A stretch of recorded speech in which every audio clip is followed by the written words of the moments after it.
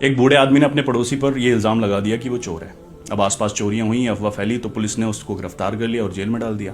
कुछ दिन तक केस चला, फिर उस शख्स को रिलीज कर दिया गया क्योंकि वो बेगुनाह था, बेकसूर था। लेकिन जैसे वो घर आया तो आसपास के लोग, जो समाज के लोग थे, उसको ताना देने लगे और उसी नज़रों से देखने लगे कि वो चोर है। जब वो परेशान हुआ तब उसने उस बूढ़े आदमी पे केस कर दिया कि इन्होंने मुझ पर झूठा इल्ज़ाम लगाया। अब जैसे ही वो बूढ़ा आदमी कोर्ट में पेश हुआ तब जज साहब ने उससे पूछा, क्यों आपने इस पर झूठा इल्ज़ाम क्यों लगाया था? तब उसने बोला कि जज साहब वो तो सिर्फ एक मजाक था। तब जज साहब ने उससे कहा कि जो भी तुमने उस पर इल्ज़ाम लगाए थे उस सबको एक पेपर पे लिखो, उस कागज़ के टुकड़े करो और जाते टाइम पूरे शहर के चौराहों पे उसको बखेरते जाना और कल इसका फैसला सुनाया जाएगा। उसने वैसा ही किया और जब वो अगले दिन उसका फैसला सुनाना था तब जज साहब ने उससे पहले पूछा कि जो तुमने कल कागज़ के टुकड़े करके पूरे शहर में बिखेरे थे उन सबको इकट्ठा करके लाओ।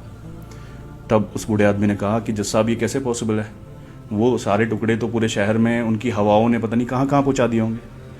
तब जज साहब ने उससे कहा, वही बात है, जब आप किसी शरीफ आदमी पर कोई इल्ज़ाम लगाते हो तो वो हवाओं में फैल जाता है और फिर इतना फैल जाता है कि वो इकट्ठा करना मुश्किल हो जाता है। किसी के भी कैरेक्टर पर, किसी की भी इज्जत पर सोच समझकर हमें इल्ज़ाम लगाने चाहिए। हमें किसी की गलत बात पता भी है तो उसको छुपा लो, जैसे खुदा हमारी राज छुपाता है।